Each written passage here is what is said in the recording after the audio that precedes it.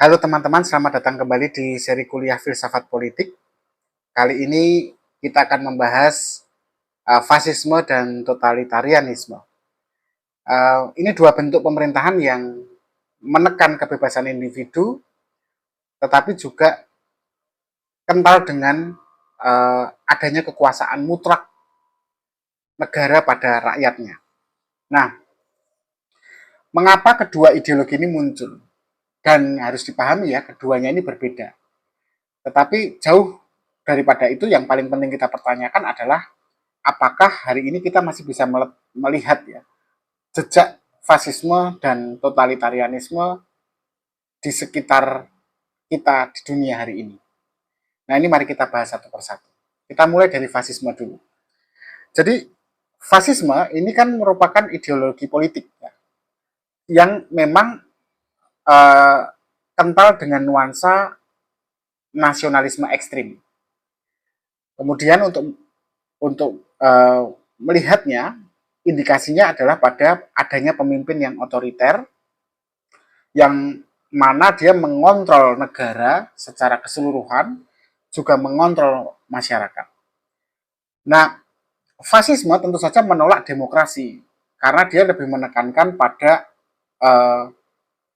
kekuatan individu pemimpin yang menguasai negara lewat militerismenya yang kuat, lewat slogan persatuan nasionalnya yang tidak mungkin bisa diantitesiskan. Jadi memang betul-betul satu individu menguasai seluruh negara. Itu fasisme. Nah, kalau totalitarianisme yang kedua ini jenisnya agak beda, meskipun mirip ya. Dia sama, dia menggunakan pola pemerintahan di mana negara itu mengontrol secara total segala aspek kehidupan warganya. Mulai dari ekonominya, politiknya, budayanya, dan bahkan cara berpikir masyarakatnya. Nah, cuma di totalitarianisme ini tidak ada sosok satu orang karismatik yang menguasai seluruh negara, tetapi satu sistem. Satu sistem, siapapun yang berkuasa di sistem itu bergonta-ganti nggak masalah, tetapi sistem ini berjalan serupa, yaitu mengontrol secara total seluruh warganya. Nah, inilah yang membedakan antara fasisme dan totalitarianisme. Kalau fasisme, dia kontrolnya itu, dia fokusnya itu lebih pada nasionalisme, pada persatuan nasional, pada militerisme, dan pada adanya pemimpin yang karismatik, yang dipercaya seperti raja di era modern gitu ya. Nah, ini contohnya seperti Mussolini dan Hitler ya. Mussolini di Italia dan Hitler di Jerman pasca Perang Dunia Pertama dan pada Perang Dunia Kedua. Kemudian yang kedua tadi totalitarianisme ya. Bedanya apa? Kalau totalitarianisme ini bedanya dengan fasisme, dia malah biasanya identiknya itu bukan pada nasionalisme sebagai ideologi, tetapi pada komunisme.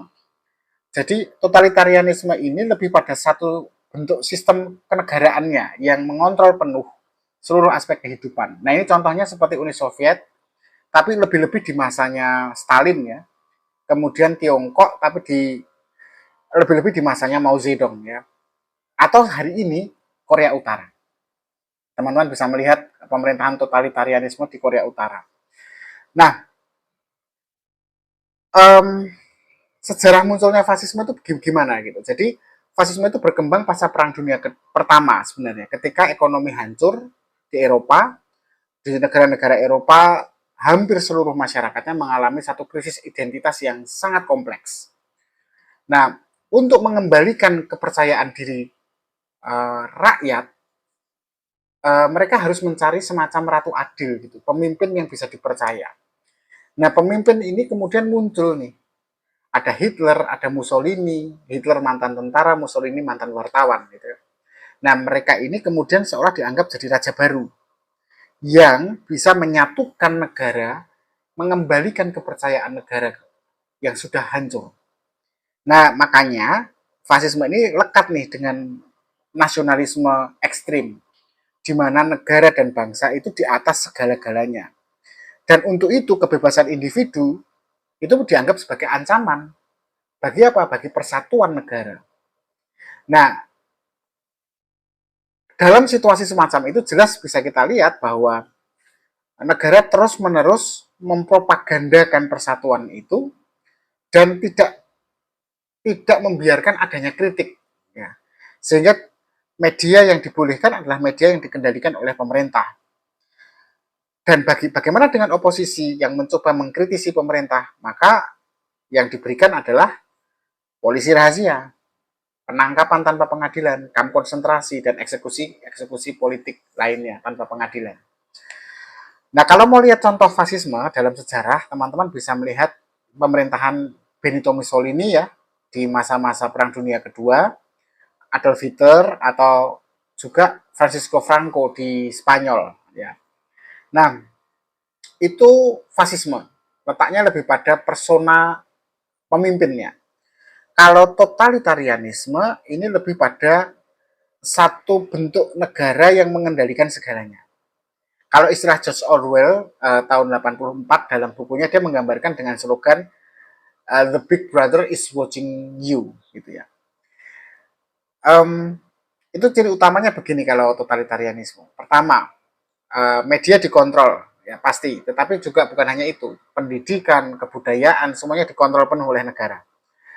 Sama seperti fasisme juga, polisi rahasia itu wah itu kuat sekali itu. Dia mengawasi dan menangkap siapapun yang dianggap menjadi musuh bagi negara.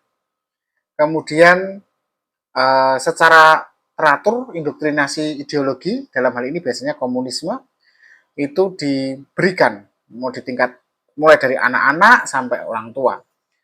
Dan di sini sebenarnya negara mengontrol cara berpikir rakyat. Kemudian jelas ekonomi dikuasai oleh negara, tidak ada kebebasan berbisnis di situ, semuanya harus izin negara dan harus berada dalam jangkauan kontrol negara. Kemudian juga tidak ada partainya biasanya tunggal ya, tidak ada partai politik lain ya. Jadi oposisi politik tidak dibiarkan, partai tentu saja kemudian tidak boleh ada partai lain selain partai yang dimiliki resmi oleh negara. Nah, kalau dalam sejarah, totalitarianisme bisa kita lihat tadi ya di Uni Soviet, zamannya Stalin sekitar tahun 1924 sampai 1953, di mana kalau teman-teman tahu di sana ada istilah gulag ya, penjara penjara besar dan ketat untuk oposisi. Kemudian ada pembersihan politik, kontrol ekonomi yang total, ya kayak gitu.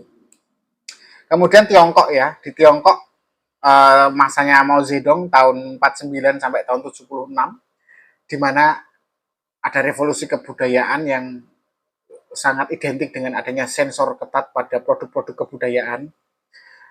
Ekonomi jelas ya diatur negara, tidak ada persaingan di masa itu. Jadi Republik Rakyat Cina di masa Mao Zedong jangan bayangkan seperti hari ini ya. Kemudian yang sampai saat ini masih bisa kita lihat ya Korea Utara.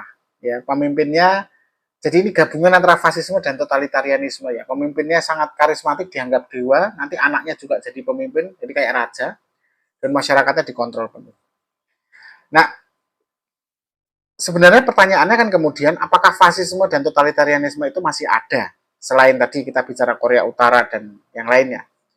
Ya memang kalaupun masih ada itu bentuknya pasti berubah. Tetapi unsur-unsurnya masih bisa kita lihat.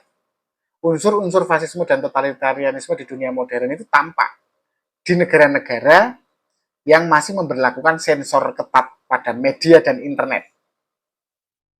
Bisa kita lihat unsur-unsur fasisme dan totalitarianisme, atau totalitarianisme lebih tepatnya. Di negara-negara dengan pemimpin yang masih membangun kultus pribadi, dan kemudian pemimpin itu menolak oposisi, anti kritik, nah itu adalah salah satu unsur fasisme yang bisa kita temukan di negara-negara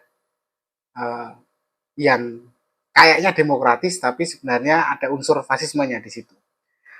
Atau di negara-negara yang demokratis, tetapi ada potensi untuk masuk dalam nasionalisme yang ekstrim dan menumbuhkan ujaran kebencian pada asing.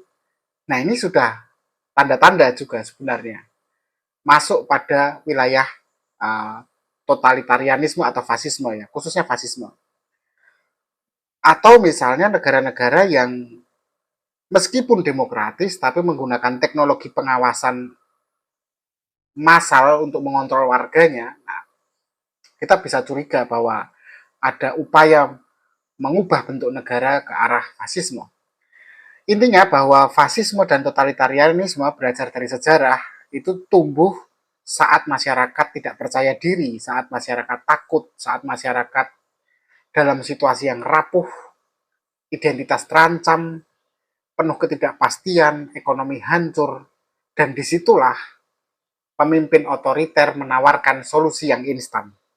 Untuk itu teman-teman, kita harus selalu waspada dan selalu mempertahankan nilai-nilai kebebasan, nilai demokrasi, kebebasan berbicara, serta perlindungan pada hak asasi manusia. Itu satu-satunya cara untuk melindungi kita dari jebakan perangkap fasisme dan totalitarianisme. Nah, sebagai kesimpulan teman-teman, fasisme dan totalitarianisme ini bukan sekedar produk sejarah ya. Mereka benar-benar ada dan mereka bisa muncul kembali dalam bentuk yang baru, dalam bentuk yang lebih subtil, yang lebih halus, tetapi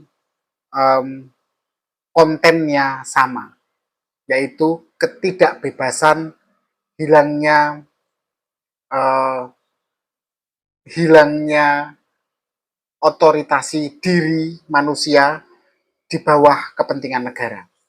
Terima kasih, kita ketemu lagi besok, tetap berpikir kritis.